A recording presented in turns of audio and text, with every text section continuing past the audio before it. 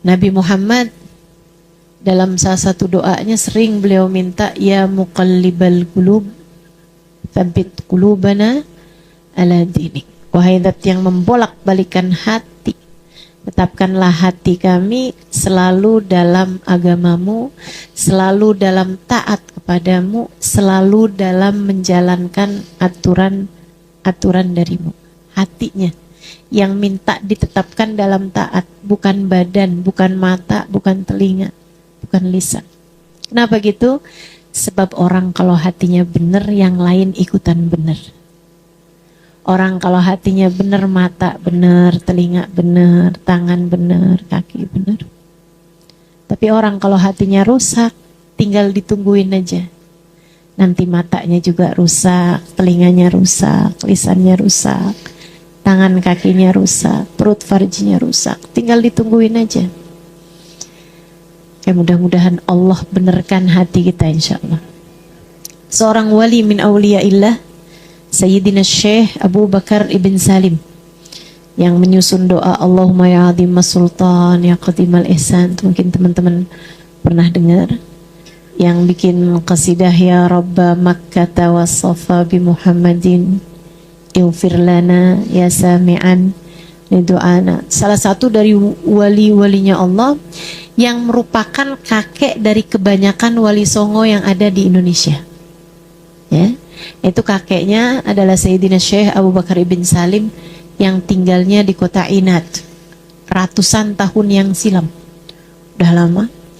Beliau sebagai seorang wali min awliyaillah dikaruniai karomah. Beliau bilang, khayyarani Allah baina an yakun dzurriyyati minal ulama au an yarzuquhum salamatas sudur. Fakhtartu salamatas sudur. Kata beliau, saya dikasih pilihan sama Allah. Dikasih pilihan.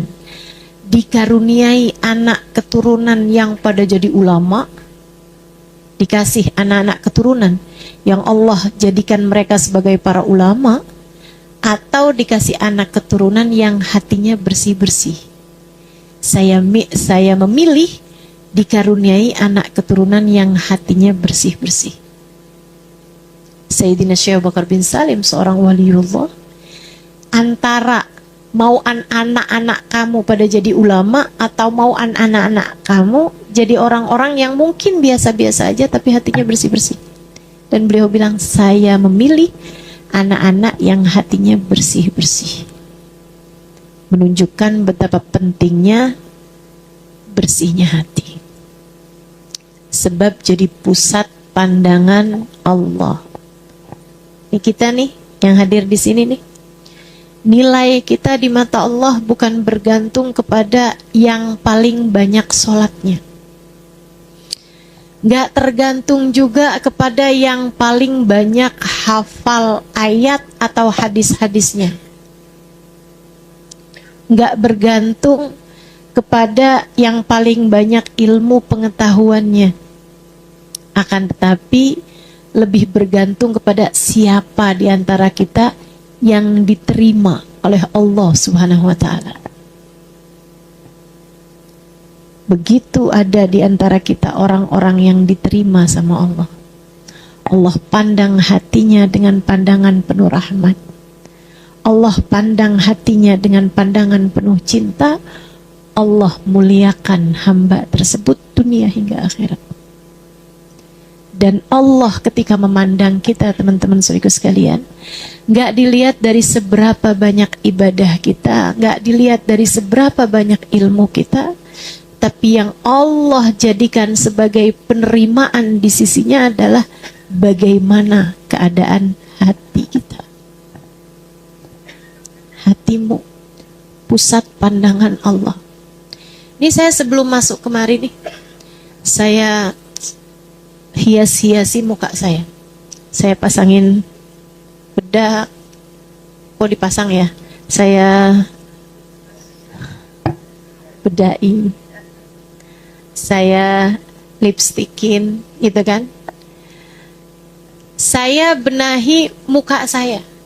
Saya nggak benahi yang lain-lain. Saya nggak bersihkan tangan saya, misalnya kaki saya taruhin apa gitu, enggak. Tapi yang saya pedulikan adalah muka saya. Kenapa? Karena saya tahu muka saya adalah pusat pandangan orang kepada saya. Saya tahu ibu-ibu ketika ngelihat saya, yang dilihat adalah muka saya. Ibu-ibu sekalian, Allah kalau lihat dari kita, bukan badan kita, bahkan bukan ibadah kita, bukan ilmu kita, yang Allah lihat dari kita untuk dijadikan penilaian adalah hati kita. Cantikkah kita di hadapan Allah? Hatinya. Busukkah kita di hadapan Allah? Hatinya. Seperti apakah nilai kita di hadapan Allah? Tergantung dari bagaimana kita pandai-pandai menata hati kita. Imam Al-Ghazali dalam kitabnya beliau mengatakan, saya ditanya, kata beliau, tentang apa yang paling sulit untuk dilakukan. Beliau mengatakan menata hati. Menata hati. Agar tak takut, tak berharap, tak bangga kecuali dengan Allah Subhanahu wa ta'ala. Ini seorang waliullah, seorang ulama besar, ditanya apa yang paling sulit dilakukan adalah jaga hati. Teman-teman, beliau nggak bilang yang paling sulit adalah khusyuk dalam sholat misalnya. Bukan. Beliau nggak bilang yang paling sulit adalah menahan lapar saat puasa misalnya. Enggak. Beliau nggak bilang yang paling sulit adalah menghadapi umat yang sulit dihadapi misalnya, yang akhlaknya kurang ajar misalnya. Enggak. Beliau bilang paling sulit yang saya hadapi adalah menata hati sendiri. Ini masalah, semua masalah adanya di hati kita. Makanya kepengen bener hidup, benerin hati. Dibeneri dari apa? Saudaraku sekalian, dihilangin penyakitnya, kemudian dihiasi. Biar bagus. Disembuhkan dari penyakitnya, dihilangi sampah-sampahnya, disembuhkan penyakit-penyakitnya, kemudian dihias-hiasi hatinya. Biar bagus. Coba kita pelajarin yang pertama. Dibersihkan dari sampah-sampahnya. Apa sih sampahnya hati? Nggak lain, nggak bukan adalah dosa. Sampahnya hati kita adalah dosa. Kata Nabi Muhammad dalam salah satu hadisnya, "Idza adnabal 'abd nakat fi qalbihi nuqtah sauda, fa in tab musih wa illa fala." Kata Nabi, apabila seseorang mengerjakan perbuatan dosa, ada ibu-ibu nih, ngambil uang suaminya tanpa izin, marah sama suaminya, ngomelin suaminya misalnya, atau yang paling banyak deh, ngomongin orang, begitu bukan? Saudaraku sekalian, saya muliakan, bohong misalnya. Terus setiap kali dosa apapun kita lakukan, satu titik hitam di hati kita, tertoreh satu titik hitam di hati kita. Kalau istighfar, bertaubat, kembali kepada Allah, Allah hapuskan. Ada yang hapus, bersih lagi. Tapi kalau enggak, ya tetap satu titik hitam tersebut. Bikin dosa lagi, satu titik hitam lagi. Bikin dosa lagi, satu titik hitam lagi. Sampai kalau udah penuh hati dengan titik-titik hitam, ini yang kata Allah namanya ran. Serem benar nih. Kalau udah jadi ran. Kalla bal rana ala qulubihim bima kanu yaksibun. Kalla innahum an rabbihim yawma idin la mahjubun. Kata Allah, kalla bal ran. Sungguh ada karat di dalam hati mereka sebab dosa yang mereka lakukan dan tidak ditaubati. karat di dalam hati, memenuhi hatinya sampai jadi kotor hatinya, jadi gelap hatinya. Kalla innahum an rabbihim yawma idzin lamuhjubun. Karat ini kalau udah gak bisa lagi diobati, tidak ada usaha untuk membersihkannya sampai jadi karat seperti itu, an rabbihim yawma idzin lamahjubun, akan menjadi penyebab orang tersebut terhalang dari Allah Subhanahu wa taala. Guru saya Sayyidil Habib Umar bin Hafid mengatakan, terhalang dari Allah artinya adalah mati sementara iman telah tercabut dari dalam hatinya. Na'udzubillah min dzalik.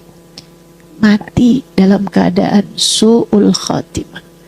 Mati dalam keadaan terusir dari kehadirat Allah Subhanahu wa taala, terusir dari pintu rahmatnya Allah.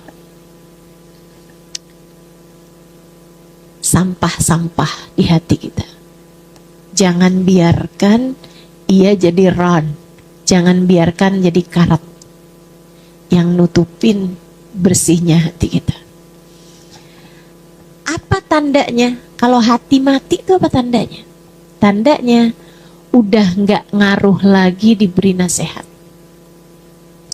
Kalau kita dikasih nasihat masih dengar, masih merasa, itu artinya lukanya masih sedang diobati. Bu, ibu kalau punya luka, lukanya lagi diobati, perih apa enggak? Perih. Pertanda bahwa luka tersebut sedang diobati. Demikian pula dengan orang kalau lagi dapetin nasihat, dia ngerasa buat diri saya nih, kok perih banget ya hati ini rasanya. Nah, itu lagi diobatin. Terasa. Tapi kalau ada orang dinasehatin, kemudian dia bilang, oh si itu tuh emang hatinya kotor tuh. Lagi dikasih tahu, nunjuk orang lain gitu. Si itu emang begitu tuh. Nah, tuh kayaknya tuh si itu tuh perlu nih dengerin nasihat ini nih. Alhamdulillah saya mah gak kayak gitu. Itu pertanda bisa jadi hatinya sudah mulai sakit parah. Orang tuh kalau hatinya sakit parah kadang-kadang koma. Kalau udah koma, apapun yang terjadi tidak lagi terasa. Begitu bukan? Apalagi kalau hati sampai mati, teman-teman. Orang kalau hatinya mati, gak ada rasanya lagi. Disebutin tentang neraka, gak ada takut-takutnya. Disebutin tentang Allah, gak ada khusyuk-khusyuknya. Diceritakan tentang Rasulullah, gak ada rindu-rindunya. Diceritakan tentang surga, gak ada pengen-pengennya. Tapi kalau udah urusan dunia, langsung bersemangat dirinya. Pertanda hatinya sudah mulai mati. Na'udzubillah min dzalik. Dibersihin sampah-sampahnya. Itu hal pertama kalau kita kepengen nata hati kita. Manajemen hati kita. Gimana caranya bersihin sampah? Bertaubatlah. Bu, kira-kira nih ya Bu ya, kalau bicara hitung-hitungan dosa, kita nih dosa apa yang gak kita kerjain? Mata ada dosanya apa enggak kira-kira? Telinga ada dosanya apa enggak kira-kira? Lisan, waduh, ini yang paling banyak nih kayaknya. Ya Allah, ya Allah. Habib Ali Al-Habsyi, penulis Maulid Simtuturon, sampai bilang, ya Allah, sedihnya, kata beliau, seorang wali min awliyaillah, kekasih Allah. Sedihnya, kata beliau. Sedih kenapa, Bib? Ada orang mukmin, malaikat rokibnya nganggur terus-terusan. Gak ada catatan amal kebaikan yang dia lakukan. Dia hanya mempersibuk malaikat atid untuk mencatat dosa demi dosa yang dia lakukan. Alangkah sedihnya. Jadi sekalian, Saya waktu dengar cerita ini pertama kali, saya ketawa gitu. Iya juga ya. Mungkin ada tuh orang-orang yang malaikat rokibnya nganggur aja karena nggak ada kebaikan yang dilakukan, malaikat atid nyatetin dosa-dosa dia. Tapi ketika saya pikir-pikirin, jangan-jangan saya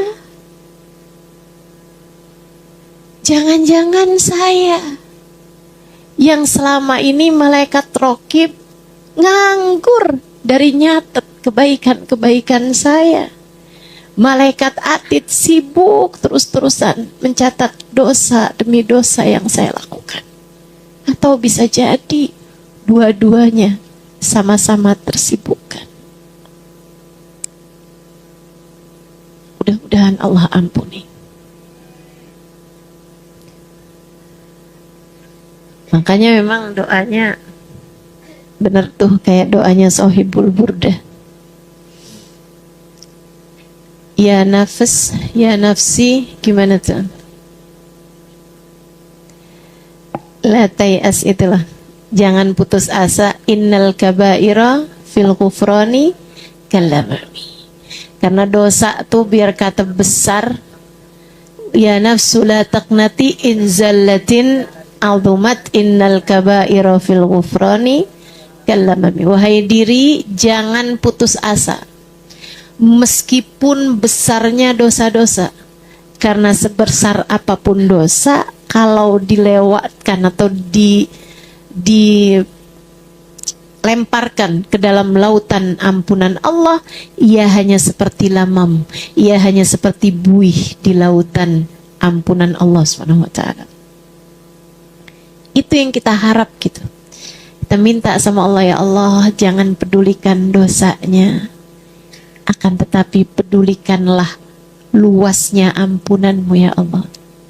Bukankah dosa-dosa kami meskipun sebesar apapun hanyalah buih di dalam samudra ampunanmu.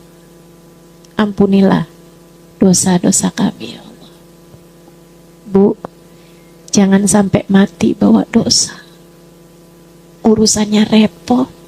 Kalau sampai masuk kubur bawa dosa-dosa kita. Urusannya ruwet. Kalau sampai masuk kubur kita bawa dosa-dosa kita.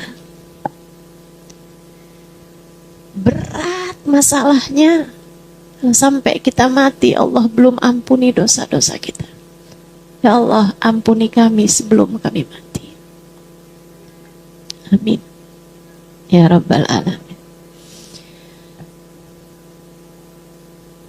Diistighfarin semua dosa, ditaubatin semua dosa. Bahkan yang kita nggak tahu, bahkan yang kita nggak sadar. Soalnya sekalian saya muliakan, saya ingat ada cerita, salah satu cerita yang disampaikan guru saya, Sayyidil Habib Umar bin Hafid, tentang ada seorang pemuda di sebuah kampung di negeri Arab. Zaman itu belum banyak orang punya kamar mandi dalam rumahnya. Satu hari ada seorang perempuan nanyain gitu, Ainal hammam, rupanya kebelet ya. Dia nanya, kamar mandi mana ya? Kamar mandi, ada yang punya kamar mandi? Ada seorang laki-laki pemuda, dia punya kamar mandi dalam rumahnya. Jadi dia bilang, ta'ali hammam fi baiti, sini nih di rumah saya ada kamar mandi. Masuklah perempuan ini, rupanya perempuan yang kurang terjaga, bukan perempuan bertakwa. Jadi dia dari luar sebelum masuk kamar mandi udah dilepas sama dia, kerudungnya dilepas sama dia, gamisnya gitu. Jadi masuk kamar mandi hanya dengan ya pakaian dalam gitu kan, ya ada daster mungkin pendek gitu. Jadi yang lain-lain kelihatan. Kebetulannya perempuan ini cantik, perempuan ini putih, mulus. Laki-laki ini pun terfitnah. Hatinya kunci-kunci semua rumah, kunci-kunci semua pintu rumah. Dia tutup-tutupin horden-horden, jangan sampai ada tetangga yang lihat. Habis itu ditungguin perempuan ini. Begitu perempuannya keluar dari rumah, dari kamar mandi, diajak buat berzina. Laki-laki ini kayak mau perkosa gitu. Tapi perempuan ini memang bukan perempuan terjaga, bukan perempuan solehah. Seperti yang saya sampaikan. Perempuan nakal juga. Jadi begitu digodain seperti itu sama laki-laki itu, dia bilang, oh, jadi kamu mau nih sama saya. Saya juga mau kok sama kamu, siapa bilang saya nggak mau. Dia pun merayu laki-laki ini. Laki-lakinya dirayu begitu belingsatan. Karena sebenarnya laki-laki ini nggak pernah berbuat kayak begitu sama perempuan lain. Bukan laki-laki yang memang asalnya bandel gitu juga enggak, teman-teman. Akhirnya perempuan itu bilang, saya tuh juga mau sebenarnya sama kamu, yuk kita bersenang-senang. Cuman masalahnya saya lapar. Gimana kalau kamu beliin dulu saya apa gitu gado-gado di sana gitu. Misalnya gitu kan. Laki-lakinya dia pikir perempuan ini mau, laki-laki ini pun keluar dari rumah buat beliin makanan. Perempuan ini, laki-lakinya keluar dari rumah, dia cepet-cepet gak pakai bajunya, kemudian kabur dari rumah tersebut. Itu kan keinginan berbuat dosa, gak sampai ngerjain dosanya. Tapi dosa berkeinginan untuk berzina ini tidak pernah ditaubati oleh laki-laki ini. Jadi satu titik hitam itu tuh dalam hatinya tuh nggak pernah dia taubatin. Setiap kali ingat dia nyesel, bukan nyesel astagfirullah dulu pernah hampir terjerumus pada perzinaan, nggak gitu. Setiap kali dia ingat nyesel kenapa dia bodoh keluar dari rumah. Kenapa dia nggak sampai ngerjain? Kenapa dia terlewatkan perempuan secantik itu? Kenapa dia gitu? Sampai laki-laki ini pun menikah, dia punya anak, udah dewasa, udah tuanya dia menikahkan anak-anaknya, dia punya cucu di akhir hidupnya. Anggaplah itu kejadian umur dia 20 tahunan. Sekarang umur dia udah 70 tahunan. Cerita ini pernah disampaikan guru kami, Sayyidil Habib Umar bin Hafid. Di saat sakaratul maut, setiap kali ditalkin la ilaha illallah, laki-laki ini menjawab, kanat imra'ah turidul hammam. Dulu ada perempuan cari kamar mandi. Saya bawa masuk dalam kamar mandi, la ilaha illallah. Jadi buka kerudungannya, cakep bener rambutnya. Wah, terus saja ngoceh tentang dosanya tersebut, teman-teman. Lidahnya keluh untuk berucap kalimat la ilaha illallah. Terus dosa itu terngiang. Karena bahkan di antara dosa-dosa yang kita lakukan, mungkin ada dosa yang kita sudah lupa, tapi Allah tidak. Ada dosa-dosa yang sudah terhapus di memori kita, akan tetapi ia masih tercatat dalam buku catatan kehidupan kita yang kelak di hari akhirat akan dimintai pertanggungjawaban untuknya. Maka jangan berani mati bawa dosa. Taubati dosa seperti apapun dosa tersebut. Dan kalau dosanya terkait sama orang, nah ini juga nih, ini paling repot nih. Mesti minta pada orang tersebut agar memaafkan, atau setidaknya harus sungguh-sungguh minta kepada Allah, semoga Allah memaafkan kesalahan kita padanya. Itu yang nomor 1. Bersihin hati dari dosa. Sebab itu adalah sampah yang ngotorin hati kita. Jadi sekalian, yang kedua, pulihkan dari sakitnya. Sakitnya apa? Masing-masing silahkan lihat. Sakit saya apa ya? Imam Al-Haddad dalam kitabnya Adab Sulukil Murid menceritakan bahwa sakit paling berbahaya yang ada dalam hati itu ada 3. Sakit paling berbahaya. Yang pertama, al-kibru, kesombongan. Merasa diri lebih baik daripada orang lain. Ini sering banget kita kayak begitu. Kita kalau lihat orang, auratnya terbuka, kita ngelihatnya kayak yang Kayaknya neraka kangen tuh sama dia tuh. Rasanya kayak yang dia pantasnya di neraka dan kita pantasnya di surga. Bukan begitu? Sering banget kita kalau tahu ada orang gak sholat misalnya gitu. Rasanya kayak yang dia udah pasti neraka, kita udah pasti surga. Gitu kan? Betapa seringnya kita melihat orang-orang yang melakukan perbuatan-perbuatan dosa dan kita merasa bahwa diri kita lebih baik daripada orang tersebut. Dalam hal itu memang iya teman-teman. Misalnya kita lihat orang auratnya terbuka. Kita merasa kita lebih baik daripada dia. Dalam urusan menutup aurat memang iya. Tapi dalam urusan yang lain belum tentu. Dan nilai kita ini di sisi Allah tidak banyak ditentukan dari perkara zahir seperti nutup aurat teman-teman. Seperti yang tadi saya sampaikan di awal, pusat pandangan Allah bukan kepada seberapa panjang kerudungmu, bukan kepada seberapa tertutup auratmu, tapi lebih kepada seberapa indah hatimu, seberapa cantik ruhmu. Dan hati yang di dalamnya merasa lebih baik dari orang lain. Sangat jauh untuk bisa dipandang Allah dengan pandangan kasih sayangnya. Pernah satu waktu Nabi Muhammad lagi ketemu sama orang-orang dari kampung. Ada satu kabilah gitu ya. Orangnya baru pada masuk Islam, orang-orang Badu, orang-orang kampung gitu. Yang biasanya kayak nggak seberapa terpelajar gitu, nggak seberapa ngerti etika gitu kan. Lagi udah kumpul nih sama Nabi Muhammad alaihissalam.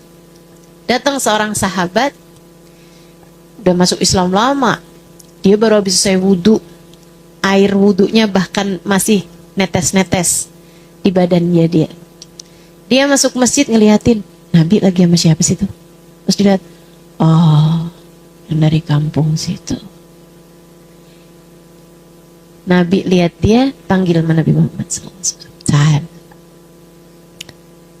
Kata Nabi, "Aldhananta annaka khairun min haula." Nabi bisik-bisik. Sebagai muallimul akbar, sebagai guru yang sangat besar, guru terbesar dalam kehidupan umatnya, Nabi ngomong bisik-bisik sama dia.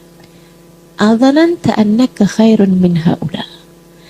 Apakah kamu saat masuk di masjid tadi ini ngerasa bahwa kamu lebih baik daripada tamu-tamu saya ini? Dia nunduk sambil bilang, "Bala ya Rasulullah." Iya Rasul, saya ngerasa saya lebih baik daripada mereka itu. Nabi Muhammad bilang, karenanya saya melihat belasan setan mengerumunimu saat ini. Karenanya saya melihat ada banyak setan mengerumunimu saat ini. Saudaraku sekalian, mana yang lebih sering terjadi sama kita? Dikerumuni setan ataukah malaikat-malaikat beristighfar bagi kita? Hatimu selama ini seringan dikipas-kipasi setan atau dipanas-panasi setan, ataukah lebih sering hati kita sedang terdidik, dibisiki oleh para malaikat-malaikatnya Allah Subhanahu wa ta'ala. Sifat sombong berbahaya. Kata Imam Ghazali, penyakit yang lain tuh urusannya sama takwa, urusannya sama nilai di sisi Allah Ta'ala. Akan tetapi kalau penyakit sombong, urusannya sama tercabutnya iman. Aba wastakbar wa kana minal kafirin. Kata Allah, iblis tuh, dia enggan buat sujud, dia merasa dirinya lebih baik daripada Adam, wa kana minal kafirin, maka dia adalah salah satu dari orang-orang kafir. Mudah-mudahan Allah jaga hati kita, teman-teman. Tiap kali kamu ngerasa gak bakalan masuk neraka, tiap kali kamu ngerasa bahwa kamu lebih baik daripada siapapun, selalu ingetin diri, wahai diri, kamu bukan siapa-siapa. Allah tidak pernah punya kewajiban untuk memasukkan kita ke dalam surga. Allah tidak pernah punya kewajiban memasukkan saya ke dalam surga atau kamu dalam surga. Allah tidak pernah punya kewajiban untuk menyelamatkanmu saat kamu lewat jembatan Sirat. Allah tidak pernah punya kewajiban untuk membuatmu ada dalam rombongan Nabi besar Muhammad di akhirat nanti. Allah bahkan gak punya kewajiban untuk menetapkan iman di hati kita saat ajal datang menjemput kita. Allah punya hak untuk memasukkan kita tidak ke dalam surga. Allah punya hak untuk mengusir kita dari kelompok Nabi Muhammad. Allah punya hak untuk bahkan mematikan kita sementara iman tak lagi ada dalam hati kita. Maka untuk seseorang yang bahkan akhir kehidupannya belum tentu, bagaimana mungkin merasa lebih baik daripada siapapun? Gak ada. Tiap kali diri merasa lebih baik dari sesiapa, ingetin. Siapa kamu? Bisa jadi Allah rahmati dia, kemudian Allah menyelamatkan dia di akhirat nanti. Sementara dirimu ini belum tentu Allah merahmatimu. Bisa jadi Allah justru malah murka kepadamu.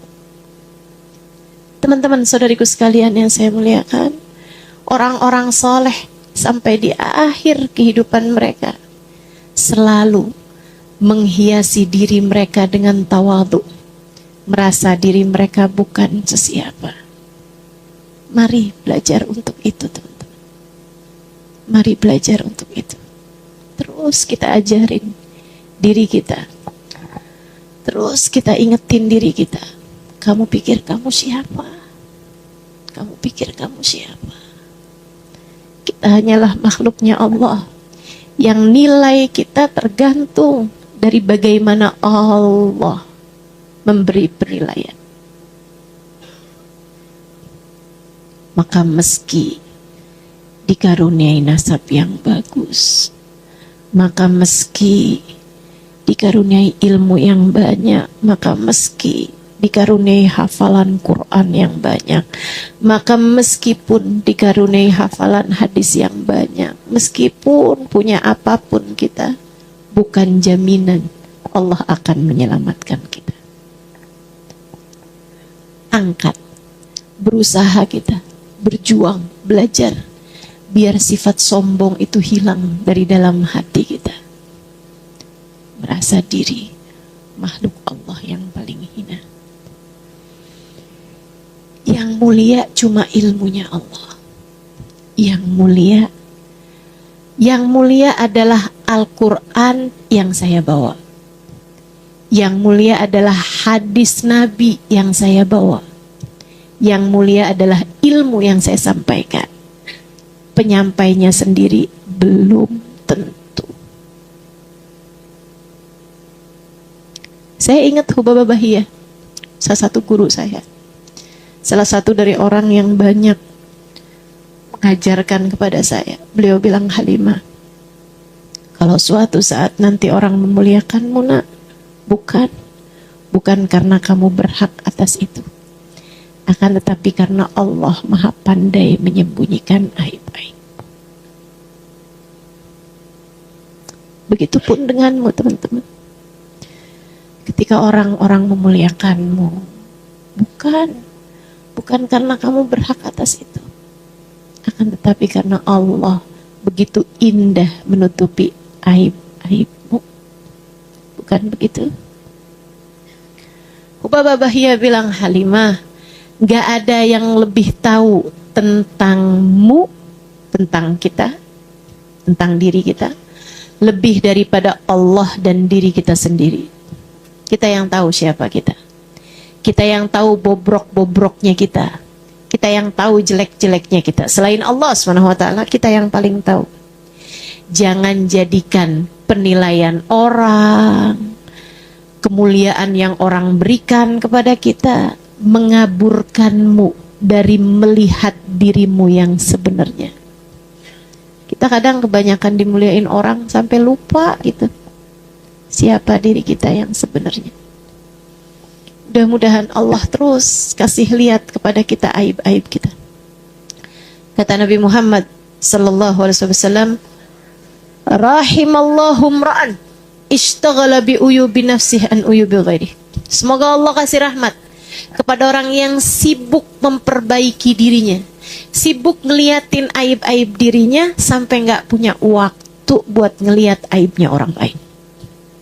Sibuk memperbaiki diri sampai nggak punya kesempatan, nggak punya waktu buat lihat-lihat aibnya orang lain. Semoga kita jadi salah satu dari orang-orang itu. Kesombongan. Sifat paling berbahaya yang keduanya katanya Imamul Haddad, yang hati kita kalau kita mau jagain, mau kita tata nih.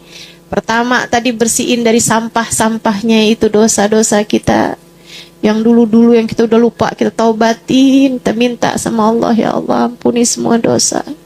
Kemudian yang berikutnya berusaha untuk kita obati hati kita bersihkan hati kita benerin hati kita dengan cara semua penyakit-penyakitnya kita angkat, kita didik hati kita biar hati kita jauh dari kesombongan, dan yang kedua biar hati kita jauh dari sifat hasad, sifat iri dengki, seneng lihat orang lain susah, susah lihat orang lain seneng.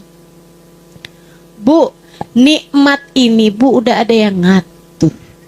Huwar Razzaq dzul quwwatil matin. Allah lah satu yang ngasih rezeki. Allah lah satu yang memberi karunia. Allah lah satu yang memberikan apa yang dibutuhkan oleh manusia. Allah yang tahu, Allah yang bagi. Kamu gak usah sok-sokan protes. Kok dia dikasih ini ya? Padahal mestinya saya nih yang dikasih beginian. Kok dia tuh jadi perempuan disayang bener ya sama suaminya? Saya kok enggak? Gimana caranya biar dia gak disayang lagi sama suaminya? Saya punya anak saya padahal lebih cantik, tapi anak saya belum dilamar juga. Sementara tetangga nih, anaknya gak cakep padahal. Kok dia dilamarin mulu ya sama orang? Yang satu udah kawin, dapat orang bener, yang satu dapat orang kaya. Ini yang ini dilamar juga nih adeknya. Padahal saya punya anak lebih cantik-cantik dari dia. Jangan-jangan mungkin dia pasang susuk, mungkin dia santet dan lain sebagainya. Teman-teman sekalian, hasud, sifat hasud. Sifat hasud nih, ngelihat tetangga ninggiin rumah, dia yang tinggi juga darahnya, darah tinggi dia naik juga, bukan bangunan rumahnya tapi tekanan darahnya. Sedih. Paling kesian teman-teman, paling kesian orang yang berpenyakit dengan penyakit hasud. Kenapa gitu? Nggak pernah senang. Lah gimana dia mau senang? Orang lain senang dia susah, begitu kan? Jadinya nggak pernah senang hidupnya. Kalau ngasih rezeki sama orang, Allah itu nggak suka kalau kita ikut-ikut campur. Kayak kita lagi mau bilang sama Allah, ya Allah nih nggak bener nih, kan kayak gitu. Kita ikut campur sama cara Allah ngebagi rezeki sama orang lain. Bu, kalau ada orang lain seneng, ikutlah seneng sama dia. Ada orang lain beli rumah, alhamdulillah. Ada orang lain beli mobil, alhamdulillah. Ada orang lain dapat kenikmatan apa aja, alhamdulillah. Dengan cara itu mudah-mudahan Allah pun memberikan kepadamu kenikmatan yang sama. Gitu. Teman-teman saudariku sekalian yang saya muliakan, biasanya orang hasud tuh sama sesama. Maaf nih, penjahit biasanya hasudnya sama penjahit juga. Ya gitu ya. Orang catering Biasanya iri dengkinya juga sama orang yang profilnya sama juga gitu. Biasanya pedagang irinya juga sama sesama pedagang. Nah ini yang mesti diingetin hatinya, mesti diobatin penyakitnya teman-teman. Diobatinnya gimana? Nih saya mau kasih tahu nih sama ibu-ibu nih. Ini obat mujarab bu. Saya amalin mujarab ibu-ibu sekalian. Ibu kalau sebel sama orang, dengki sama orang, iri sama orang, bu, biar penyakitnya cepet sehat, ibu-ibu doain kebaikan buat orang tersebut. Bahkan kalau perlu sebelum kamu mendoakan dirimu sendiri. Kalau perlu bahkan di saat sujud dalam sholatmu. Kamu hasut kenapa? Tetangga tuh rezekinya gampang. Doain tambah gampang rezekinya saat kamu sholat. Ya Allah tambahkan rezeki buat dia ya Allah. Tambahkan rezeki buat dia. Itu berat banget rasa hati. Tapi disitulah letaknya obat untuk hatimu itu. Ya Allah saya tahu engkau yang memberi rezeki kepada dia ya Allah. Tambahkanlah rezekinya ya Allah. Hati kamu gak terima. Tapi disitulah letaknya. Obat kan emang perih ya bu. Minta sama. Kamu ngelihat tetanggamu atau temenmu, orang yang sebel sama kamu disayangin sama suaminya. Kamu sebel hatimu. Kok bisa sih orang kayak gitu suaminya sayang, sementara saya nih kurang apa? Masak pinter, bersih-bersih rumah pinter. Cantik iya, tapi kok suami saya nggak sayang sama saya. Kesel aja. Tiap lihat dia disayangin sama suaminya. Kamu rasanya kepengen biar dia nggak lagi disayang sama suaminya. Saudara sekalian saya melihat doakan. Habis selesai sholat angkat tanganmu ya Allah, tambahkanlah rasa cinta suaminya kepada dia ya Allah. Berat setengah mati. Tapi memang obat kan begitu ya bu ya. Obat mana yang gak pahit, obat mana yang gak sakit. Tapi kan biar kata sakit-sakit gak apa-apa dijalanin, namanya berobat. Biar kata pahit-pahit gak apa-apa diminum juga. Biar kita sehat sesudahnya. Diperangin penyakitnya. Terus salah satu obat yang lain juga nih. Kalau kamu sebel sama orang, jengkel sama orang, kesel sama orang, benci sama orang, itu hasut tadi nih ya, iri dengki sama orang gitu. Teman-teman saudara sekalian, kalau pas ketemu, kalau bisa malah samperin, pegang tangannya, pelukin, terus bilang, saya sayang sama kamu karena Allah. Setannya suka pada hilang tuh kalau kayak gitu. Sebab biasanya orang kalau lagi kesel sama orang, sebel sama orang, boro-boro pelukan, boro-boro salaman, ngeliat aja pengen muntah, enek rasanya, kan begitu. Diperangin, jangan mau-maunya ya, udah biarin. Emang tuh dia mau kayak gitu orangnya, emang siapa yang bisa seneng sama dia? Enggak gitu. Ini biar hatimu sembuh, biar hatimu sehat. Sehingga sekalian saya muliakan. Dan yang terakhir, penyakit yang enggak kalah berbahayanya namanya ujub. Ujub, pamer. Dari ujub ini nih, lahirlah ria, lahirlah sum'ah, gitu ya. Punya harta banyak, pamer. Punya ibadah banyak, pamer. Udah bagus-bagus gak ada yang tahu, dikasih tahu sama semua orang. Ini masjid ini gak kebangun nih kalau gak saya sumbang. Itu ya, orang itu gak ada terima kasihnya. Padahal setiap bulan saya kirimin. Wah. Tuh. Teman-teman saya sekalian, ngangkat telepon dari temennya. Kok kamu lama banget sih ngangkat telepon? Ya pagi-pagi gini, kamu udah tahu kan duha. Kok kelihatan lemes banget sih kamu, kata suaminya. Tadi malam dong bang, saya tahajud. Kamu makan tidur aja. Kamu gak tahu kan saya bangun malam, saya doa, saya baca Quran. Masya Allah.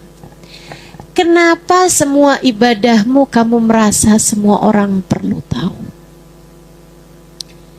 Dan kamu biarkan Allah menyimpan hanya rahasia dosa-dosamu. Kenapa kita nih sering banget kepengen semua amal perbuatan kita, kebaikan kita, orang biar pada tahu.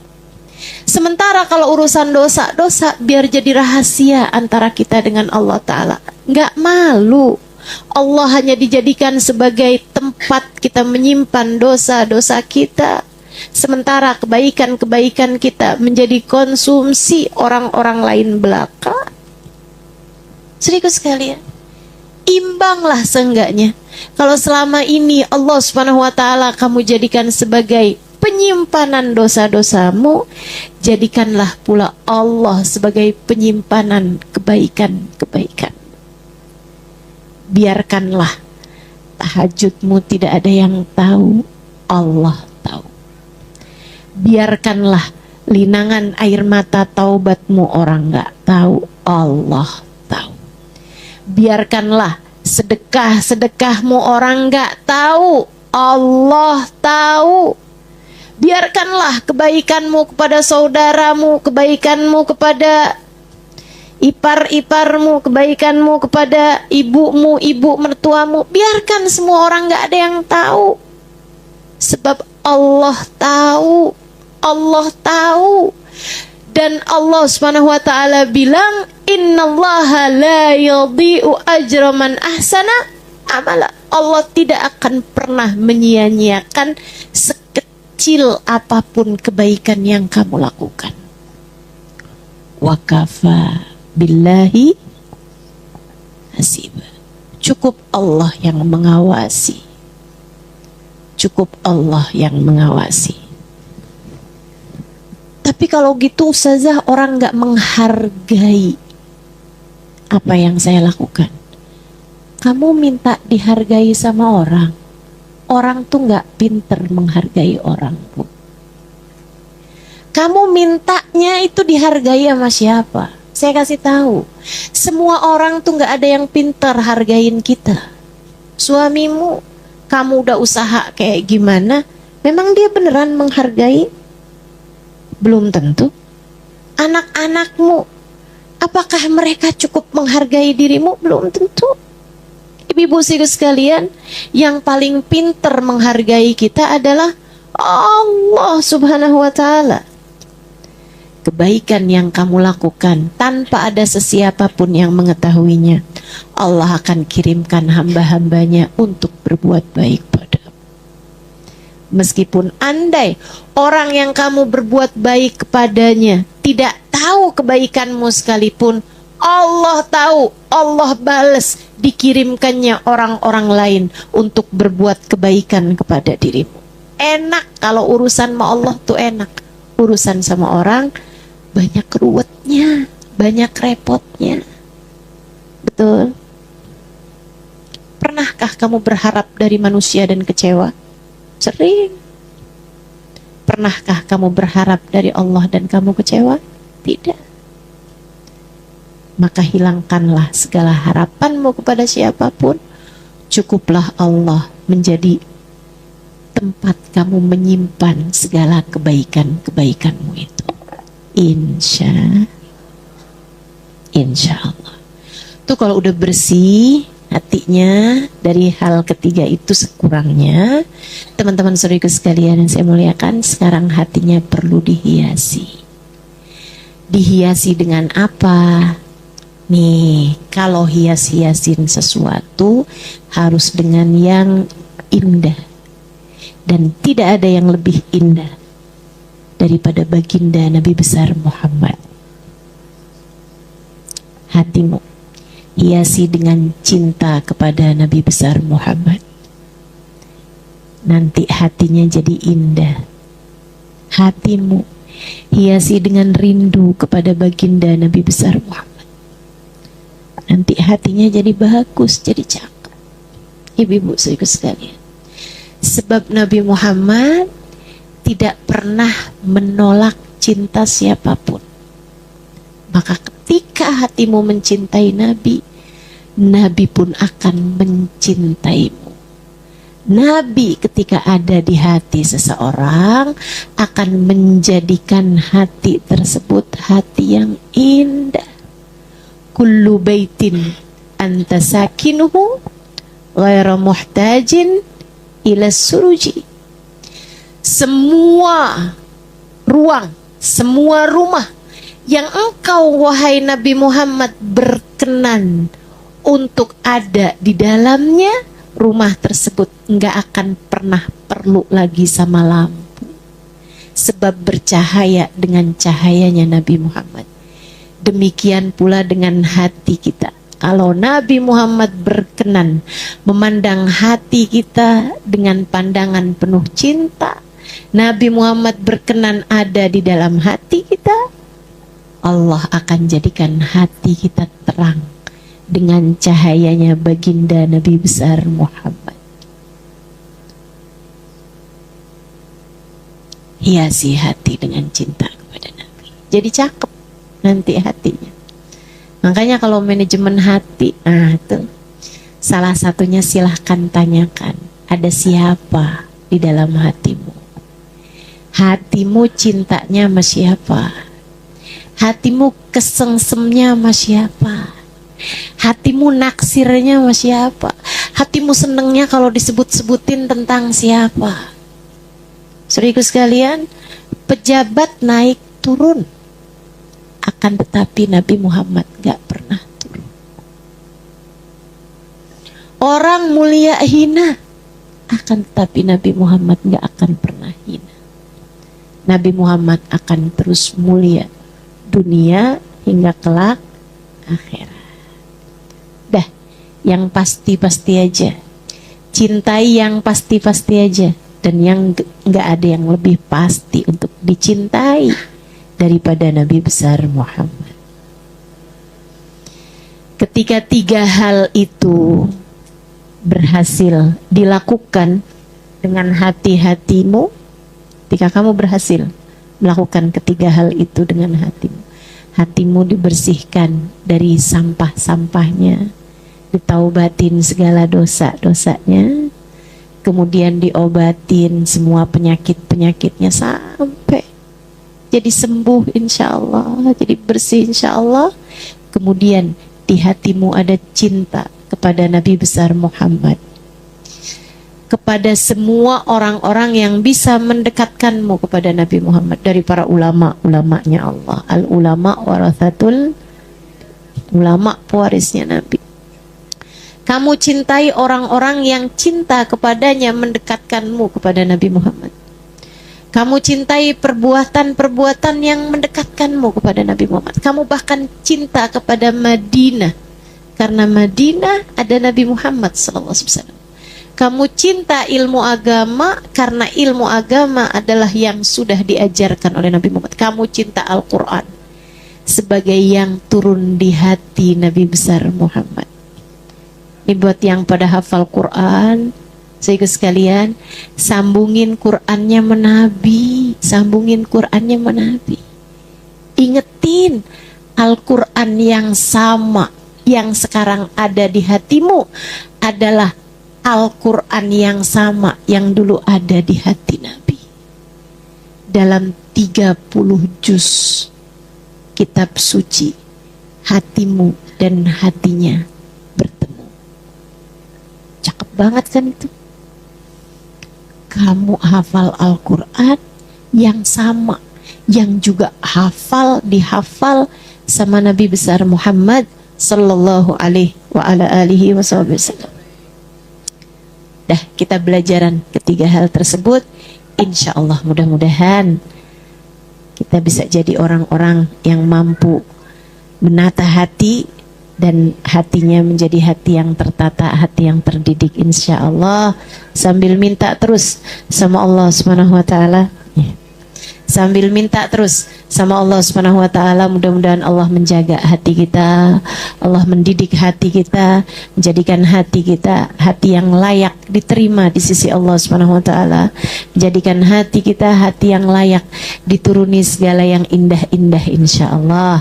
Allah turunkan iman, Allah turunkan takwa, Allah turunkan cinta, Allah turunkan rahmat, Allah turunkan sifat-sifat baik, Allah turunkan tawadu, Allah turunkan sabar, Allah turunkan syukur dalam hati kita semuanya insyaallah. Ala hadhihi niyyah wa bikulli niyatin salihah jami'ah syamilah. Sampai mati bawa hati yang bersih, biar selamat di akhirat, yauma la yanfa' mal wala banun illa man atallah biqalbin salim. Ala hadhihi niyyah bikulli niyyah salihah jami'ah syamilah la hadratin nabi. Al-Fatihah. Bismillahirrahmanirrahim. Alhamdulillahirabbil alamin. Ar-Rahmanir-Rahim. Maliki yaumiddin. Iyyaka na'budu wa iyyaka nasta'in. Ihdinas siratal mustaqim. Siratal ladzina an'amta 'alaihim ghairil maghdubi 'alaihim waladdallin. Amin. Allahumma bihaqqil Fatihah wa bihaqqi hadzal majlis taftah lana abwabal khair, tu'amilana mu'amalat ahlal khair, takfina min jamil fitan wal mihan bu'us wadir. Innaka wali kulli khair mutafaddil bi kulli khair bi rahmatika ya arhamar rahimin. Allahumma inna nas'aluka ziyadatan fid din, barakatan fil umur, sihhatan fil jasad, sa'atan fil rizki, wa taubatan qabla al maut, wa syahadatan indal maut, maghfiratan ba'dal maut, wa afan indal hisab, wa amanan minal azab, wa nasiban minal jannah, wa razukna an-nazar ila wajhikal karim. Allahumma ati nufusana taqwaha wa zakkiha anta khairu man zakkaha, anta waliyuha wa maulaha. Allahumma kama an'amta alaina bil iman fazidna minhu, wa kama an'amta alaina bil islam fazidna minhu, wa kama an'amta alaina bil afiyah fazidna minha, wa kama an'amta alaina bil umur fabarik lana fi. Allahumma inna nas'aluka minal uquli awfaraha, wa minal adhani asfaha, wa minal a'mali azkaha, wa minal akhlaqi atyabaha, wa minal arzaki azzalaha, wa minal afiyah akmalaha, minad dunya khairaha, wa minal akhirah na'imaha, bihaqqi sayyidina Muhammadin sallallahu alaihi wasallam. Allahumma ya muqallibal qulub tsabbit qulubana ala dinik, ya muqallibal qulub tsabbit qulubana ala dinik, ya muqallibal qulub tsabbit qulubana ala dinik, wa tawaffana ala millatik. Allahumma ya muhawwilal ahwal hawil halana ila ahsanil hal, wa afina min ahwal ahli dhalal wa fi'lil juhal. Allahumma rabbana taqabbal minna innaka antas samiul alim, wa tub alaina innaka antat tawwabur rahim. Allahumma rabbana atina fid dunya hasanah fil akhirati hasanah wa qina adzaban nar bi fadli subhana rabbika rabbil izzati amma yasifun, wa salamun alal mursalin walhamdulillahi rabbil alamin.